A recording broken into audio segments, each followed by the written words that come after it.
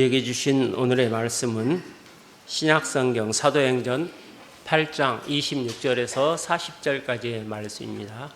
신약성경 200면에 있는 사도행전 8장 26절에서 40절까지의 말씀, 제가 봉독하겠습니다. 주의 사자가 빌립에게 말하여 이르되 일어나서 남쪽으로 향하여 예루살렘에서 가사로 내려가는 길까지 가라 하니 그 길은 광야라. 일어나 가서 보니 에디오피아 사람 곧 에디오피아 여왕 간다게의 모든 국고를 맡은 관리인 네시가 예배하러 예루살렘에 왔다가 돌아가는데 수레를 타고 선지자 이사야의 글을 읽더라. 성령이 빌립더러 이르시되 이 수레로 가까이 나아가라 하시거늘 빌립이 달려가서 선지자 이사야의 글 읽는 것을 듣고 말하되 읽는 것을 깨닫느냐? 대답하되 지도해 주는 사람이 없으니 어찌 깨달을 수 있느냐 하고 빌립을 청하여 수레에 올라 같이 앉으라 하니라.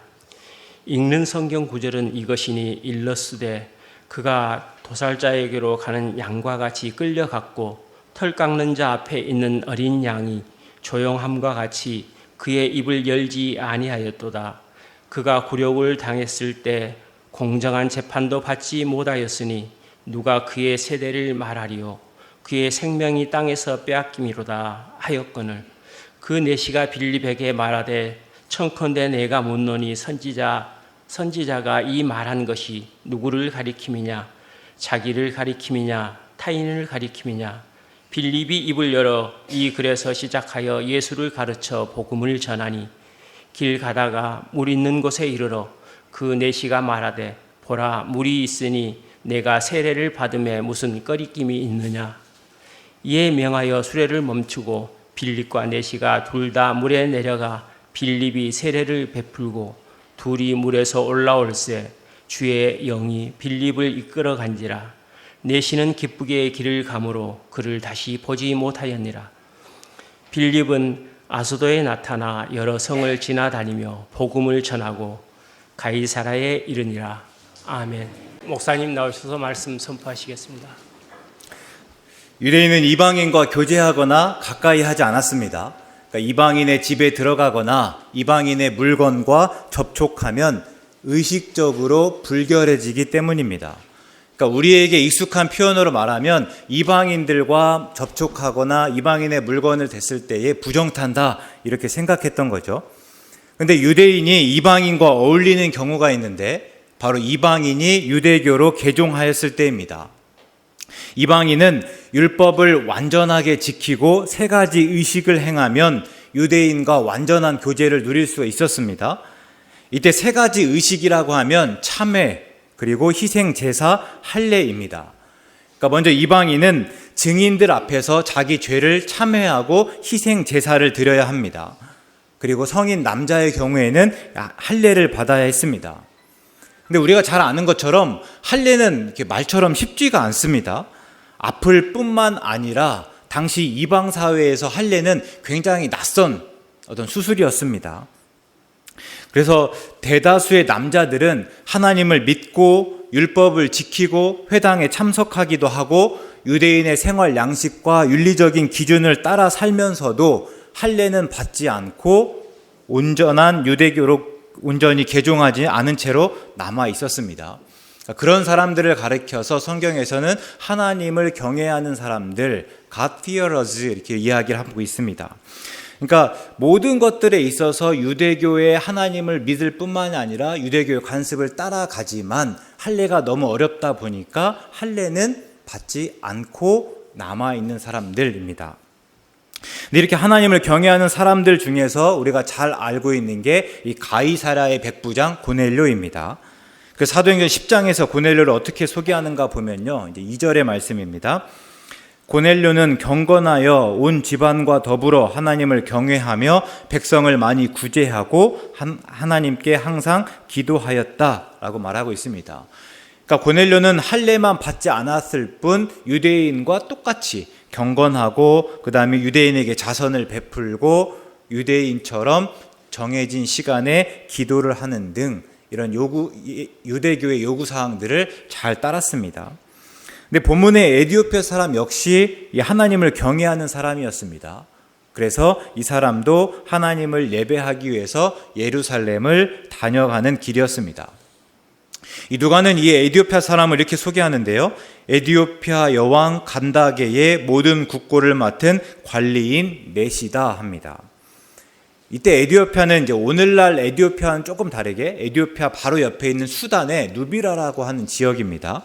그러니까 그 지역에서는 왕을 태양의 아들로 신성하게 여겼습니다.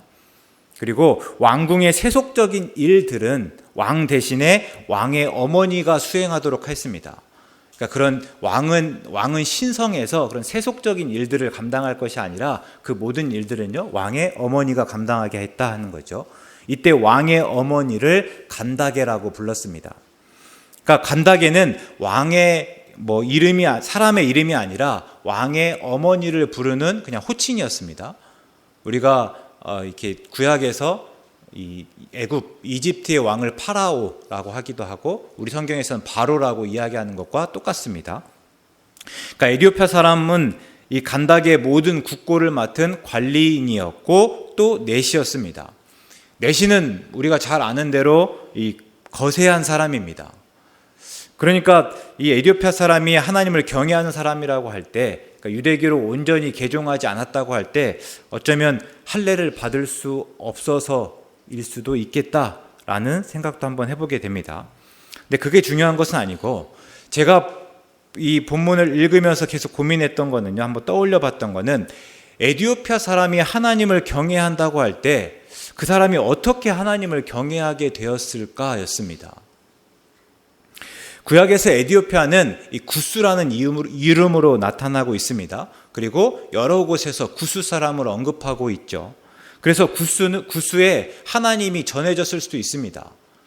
그러니까 구스 사람들이 이스라엘에 오기도 했고 이곳에서 생활하기도 했기 때문에 또 이스라엘의 유대교, 이스라엘의 하나님이 구스까지 전해졌을 수 있죠.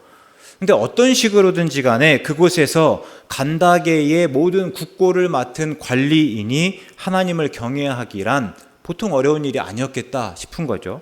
왜인가 한번 생각해 보면 먼저 하나님이 이스라엘의 신이기 때문입니다. 신이 신으로서 인정을 받으려면 말이 조금 애매하긴 한데요. 그러니까 신이 신으로서 사람들에게 섬김을 받으려면 두 가지를 충족해야 되는데요. 먼저는 크고 강한 존재여야 됩니다. 누가 약하고 보잘것 없는 신을 믿고 따르겠습니까? 그런 신을 섬길 사람이 어디 있겠습니까? 크고 강한 존재여야 된다. 둘째는 신은 그 힘을, 그러니까 크고 강한 힘을 그의 나라 혹은 그의 백성을 위하여 써야 합니다. 그러니까 우리가 하나님을 잘 아니까 하나님을 이야기하면 하나님은 세상을 창조하시고 전능하신 분입니다. 그러나 그래서 우리가 하나님을 믿고 따르는가?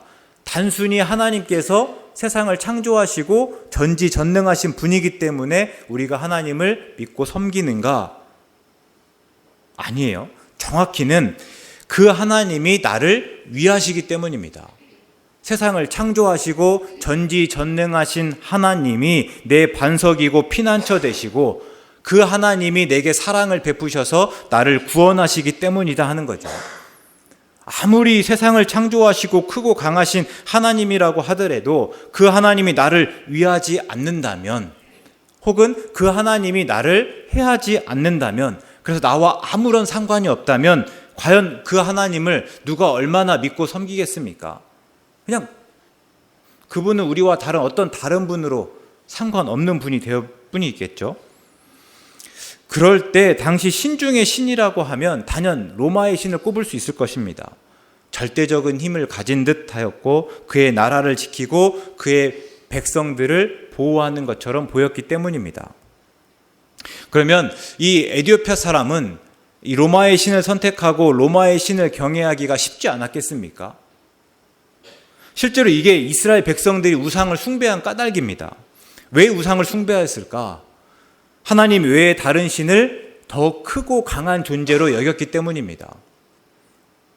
물론 모든 영역에서는 아닐 수 있습니다. 평균적으로는 하나님이 최고라고 여길 수 있었을지 모르겠는데 그런데 분명히 이스라엘 백성들이요 특정한 영역에서는 다른 신을 하나님보다 크다고 여긴 것 같기도 합니다. 그래서 어떤 신은 풍요를 보장하는 데 유리하고 또 다른 신은 이 다산에 특화되었다고 생각하였습니다. 그래서 이스라엘 백성들이 하나님을 믿되 특정한 영역에서는 특별한 일이 있을 때는 다른 신을 찾고 그 신에게 바랐던 것입니다. 이게 오늘 우리가 종종 넘어지는 까닭이기도 합니다. 하나님을 믿지만 때로 하나님 아닌 무엇을 하나님처럼 여깁니다.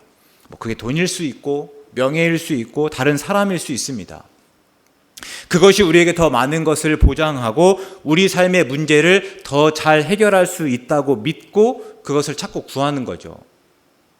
그렇지 않습니까? 그럴 때 이스라엘의 신은 그다지 매력이 없어 보입니다. 역사에서 이스라엘은 한 번도 제국을 이루어 본 적이 없습니다. 그러니까 큰 땅덩이를 가져보지 않았죠. 그리고 당시의 이스라엘은 로마의 속국에 불과했습니다. 로마의 속국이면서 또 이렇게 중요한 자리, 또 거기에서도 이렇게 인정을 받는 것이 아니라 로마의 속국 중에서도 가장 별 볼 일 없는 그런 곳이었습니다. 근데 에디오피아 사람은 왜 하필 이스라엘의 신인 하나님을 자신의 하나님으로 여기고 그 하나님을 경외하게 되었을까? 이렇게 물었던 거죠. 게다가 에디오피아는 이미 에디오피아에 신이 있었을 듯합니다. 앞에서 말한 대로 에디오피아 왕을 태양의 아들로 신성하게 여겼다면 어쩌면 에디오피아는 태양신을 섬기는 나라였는지 모르겠습니다. 그런데 에디오피아 사람이 간다게의 모든 국고를 맡은 관리인이라고 할 때 과연 다른 신을 섬기는 게 가능했을까? 그게 쉬웠을까? 어떻게 태양신이 아니라 하나님을 참신으로 여기고 하나님을 경외하였을까 싶은 거죠. 이런 물음을 가지고 오랫동안 생각해 봤는데 물론 답은 없습니다. 근데 이 모든 물음으로 물으면서 그럼에도 불구하고 하나님을 경외하기까지 에디오피아 사람이 얼마나 치열하게 고민하였을지 묻고 따져보았을지는 짐작할 수 있었습니다. 어쩌면 그 사람은 넷이라는 한계 때문에 진작부터 더 높은 자리나 아니면 명예에 대한 욕심이 상대적으로 덜했을 수도 있습니다. 또 소위 태양의 아들이라고 하는 왕을 가까이 보면서 스스로 신처럼 여기는 사람들의 실상을 소상히 볼 수 있지 않았을까? 그러니까 실제 신이 아니라 자신을 신처럼 여기는 사람들을 보면서 이제는 그 진짜 신에 대한 관심이 생기지 않았을까? 그래서 내가 신 노릇하기보다는 참 신이 누구인지를 따져보고 신을 통해서 내 욕심과 욕망을 채우기보다는 참 구원 얻기를 바라지 않았을까 생각해 봅니다. 그렇게 하나님을 알고 하나님을 경외하게 되었고 이제는 그 하나님을 예배하기 위해서 예루살렘까지 왔습니다. 그러나 별다른 은혜를 얻지 못하고 구원의 감격을 경험하지 못한 채 다시 에디오피아로 돌아가는 중이었습니다. 그때 주의 사자가 빌립을 이 에디오피아 사람에게로 보냈습니다. 그리고 성령이 이 빌립에게 그 사람의 수레로 가까이 가라 이렇게 이야기하죠. 그때 가까이 가서 보니까 에디오피아 사람이 선지자 이사야의 글을 읽고 있었습니다. 특히 이사야 53장 7절 이하의 말씀입니다. 이사야는 40장 이후에 여호와의 종에 관해서 말하는데요. 그래서 42장, 49장, 50장 그리고 52장부터 53장까지 이 네 차례에 걸쳐서 여호와의 종에 관해서 말하고 있습니다. 근데 이제 특별히 마지막은요, 고난받는 종에 관해서 말합니다. 그러니까 여호와의 종에 대해서 이야기하는데 52장에서 53장까지 말하는 그 여호와의 종은 소위 고난받는 종이에요. 여호와의 종이 고난을 받고 그 고난을 받은 후에는 존귀하게 된다 하는 내용의 이야기입니다. 우리가 52장, 53장 고난받는 종 하면 굉장히 낯설 수 있는데 사실 우리에게 나름 익숙한 구절들입니다.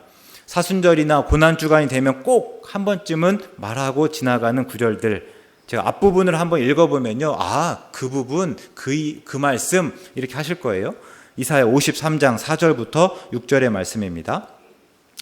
그는 실로 우리의 질고를 지고 우리의 슬픔을 당하였거늘 우리는 생각하기를 그는 징벌을 받아 하나님께 맞으며 고난을 당한다 하였노라. 그가 찔림은 우리의 허물 때문이요 그가 상함은 우리의 죄악 때문이라. 그가 징계를 받음으로 우리는 평화를 누리고 그가 채찍에 맞음으로 우리는 나음을 받았도다. 우리는 다 양 같아서 그릇 행하여 각기 제 길로 갔거늘 여호와께서는 우리 모두의 죄악을 그에게 담당시키셨도다.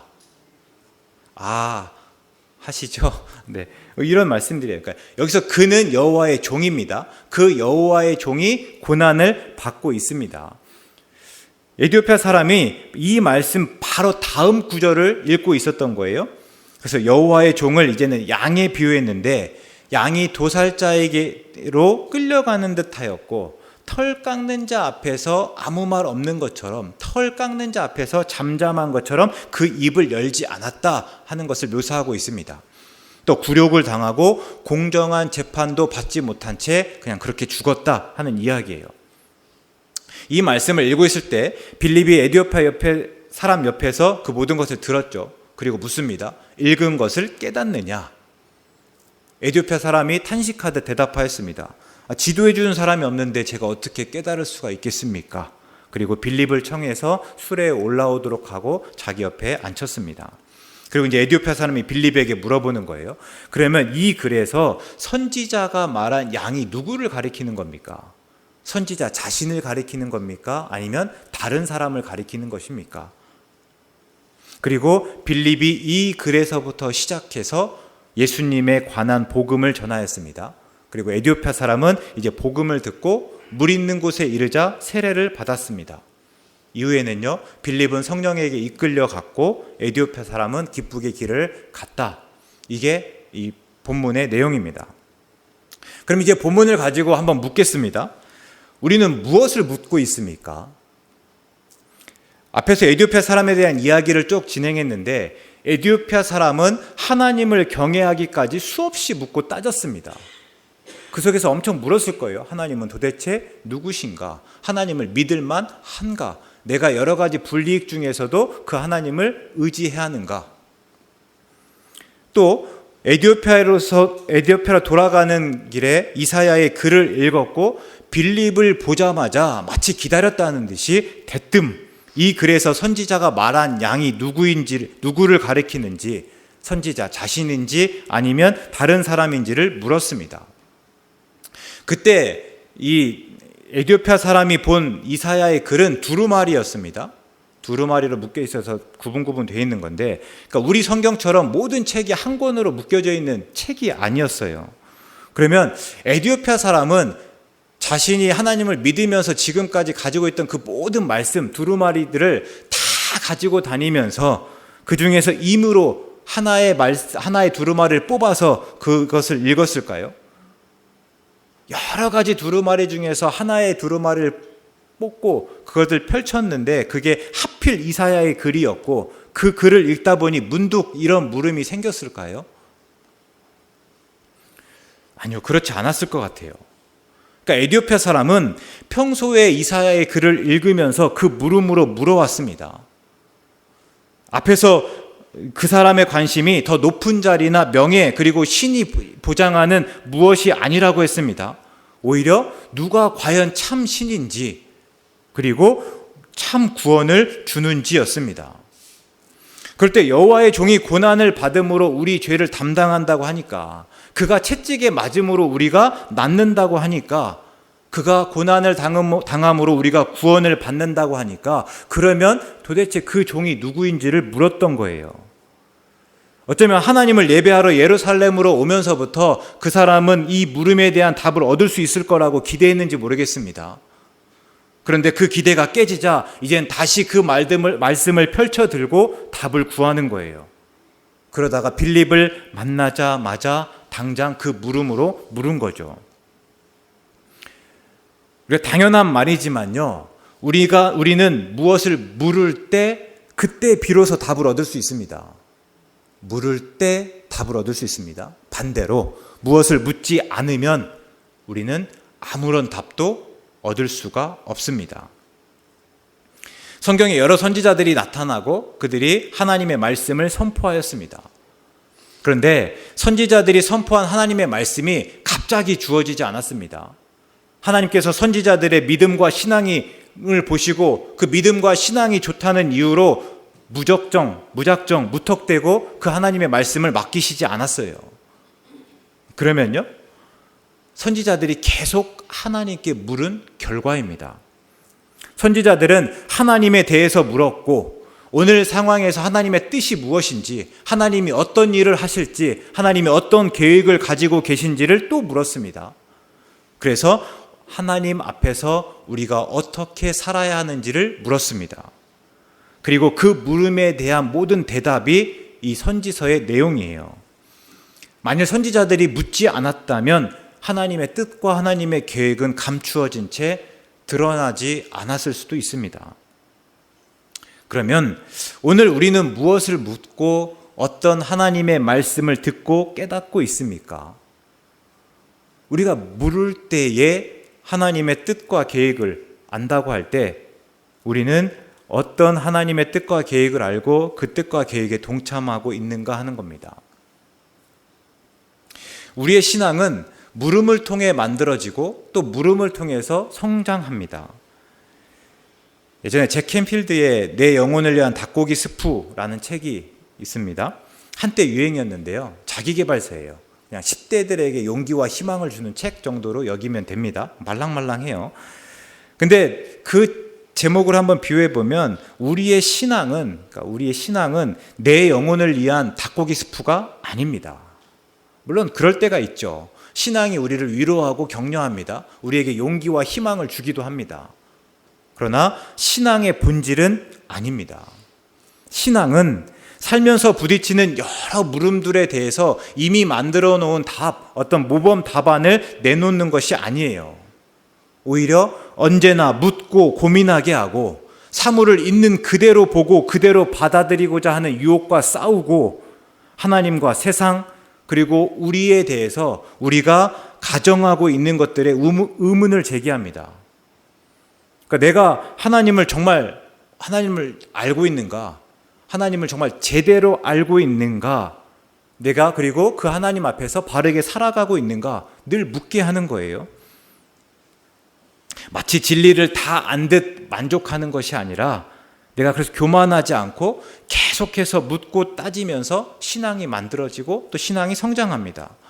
그게 힘들고 귀찮다는 이유로 묻지 않으면 2주 전에 말씀드렸죠. 신앙 발달 단계에서 그냥 3단계에 머무는 거예요.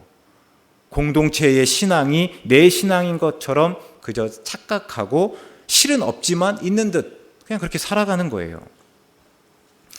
이제 신앙을 가진 지 얼마 안 되시는 분께는 죄송한 말씀인데 신앙을 가지고 살아가면요 종종 당황합니다. 신앙이 우리를 당황스럽게 해요. 왜요?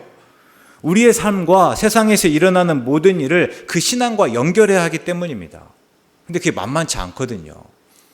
내 삶과 세상에서 일어나는 일들을 이제는 내가 신앙을 가진 관점에서 바라보고 해석할 수 있어야 되는데 그때마다 그게 걸리더라 하는 거예요. 신앙을 가지고 살다 보면 자주 현실과 그리고 이 신앙 사이의 괴리를 경험합니다. 우리는 하나님을 선한 분으로 고백합니다.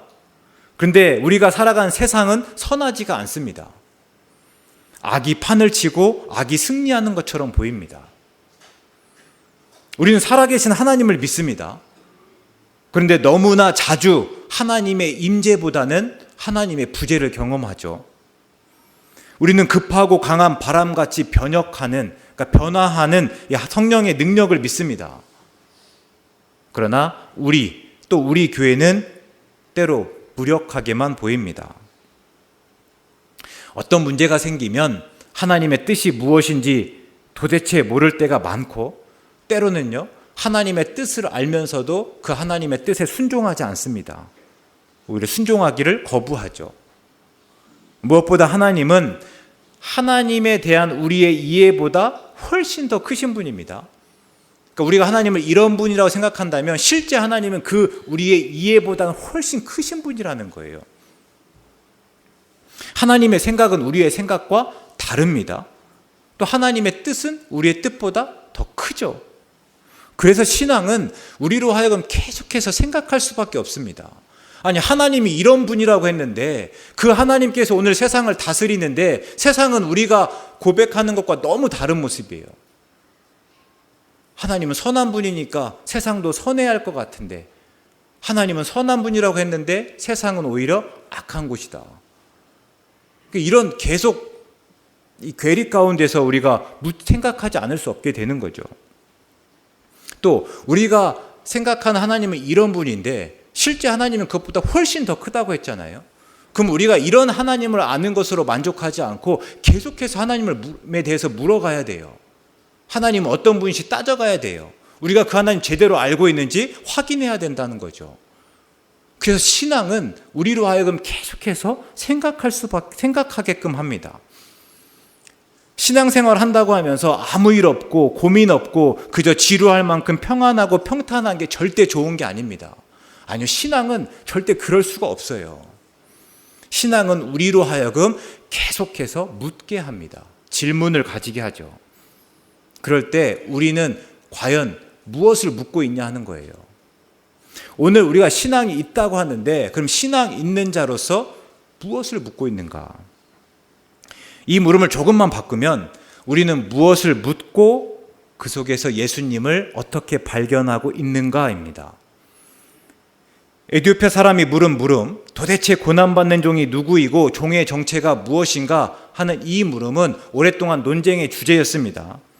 그래서 어떤 사람은 모세나 이사야, 에레미야 같은 특정한 개인일 거라고 이야기하고 또 다른 사람들은 포로기 그리고 그 직후 시기에 이스라엘 백성을 의미한다라고 말하기도 합니다. 그러니까 지금 이스라엘 백성이 지금은 고난 중에 있지만 이 고난을 잘 이긴 후에는 존귀하게 될 거다. 그래서 이스라엘 백성이다. 이렇게 말하는 사람들도 있죠. 또 혹은 종이 누구인가가 중요하지 않다. 성경에서 종이 누구인지를 말하지 않았다면 우리가 종에게 관심을 가질 것이 아니라 종의 삶과 사역에 집중하는 것이 옳지 않겠냐 이렇게 말하기도 합니다. 근데 빌립은 그 종을 예수님이라고 분명히 말하며 예수님이 이 이사야의 예언을 이루었다고 말하였습니다. 그러니까 예수님이 고난을 받으시고 십자가에 달려 죽으심으로 우리의 죄를 담당하시고 우리를 구원하셨다. 이것이 에티오피아 사람이 들은 답입니다. 이 답을 듣고 이제는 에티오피아 사람이 구약의 말씀을 예수님과 연관 지을 수 있게 되었습니다. 더 나아가서 예수님과 나를 연결 지을 수 있게 되었죠. 그럴 때 오늘 우리는 또 우리의 삶은 어떻게 예수님과 연관되는가의 물음입니다. 에티오피아 사람은 또 물음 끝에 복음을 들었습니다. 그래서 이제는 기쁘게 그 길을 갈 수 있었습니다. 그럼 우리가 이와 같습니까? 우리가 날마다 묻는 가운데 예수님을 발견하고 복음을 듣고 그래서 그 복음을 가지고 기쁨 가운데 나아가고 있는가? 그렇게 살아가고 있는가? 오늘 우리가 이 에티오피아 사람과 같은가? 이 물음이에요. 살다 보면 우리가 묻기를 잊고 또 묻기를 주저합니다. 내가 뭐 하고 있는지, 내가 무엇 때문에 사는지, 또 어떻게 살아야 되는지, 또 왜 여기까지 왔는지를 묻지 않습니다. 왜요? 물으면 힘들고 고통스럽기 때문입니다. 내가 그렇게 묻는다고 해서 오늘 하루아침에 이렇게 다르게 살 수 없어요. 어제까지 살았던 모습을 버리고 오늘 새롭게 살아갈 수 없어요. 여전히 내가 살아야 되는 그 길이 있고 모습이 있어요. 근데 자꾸만 이렇게 묻기 시작하면요, 힘들어요. 그게 짐이 됩니다. 부담스럽고 고통스럽죠. 그러나 분명한 것은요, 우리는 물을 때에 답을 찾고 얻을 수 있습니다. 묻는 만큼 하나님을 더 알 수 있고 묻는 만큼 하나님을 의식하며 살 수 있습니다. 에티오피아 사람처럼 묻는 만큼 기쁘게 그 길을 갈 수 있습니다. 그래서 바라기는 신앙 안에서 물으시기 바랍니다.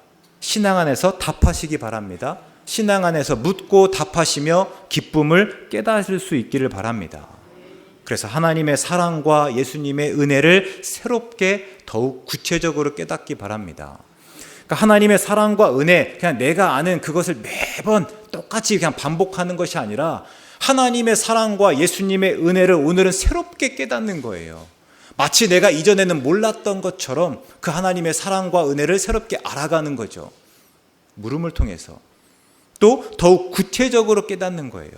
하나님의 사랑과 은혜를 막연하게 그래 하나님이 사랑이고 예수님이 나에게 은혜를 베푸셨지 아는 것이 아니라 그 하나님의 사랑과 은혜가 무엇인지 오늘 내 삶에서 무엇이 그 하나님의 사랑이고 은혜인지를 구체적으로 알아가는 거죠. 그리고 그것들을 통해서 우리의 신앙이 더욱더 견고해지기를 간절히 바랍니다.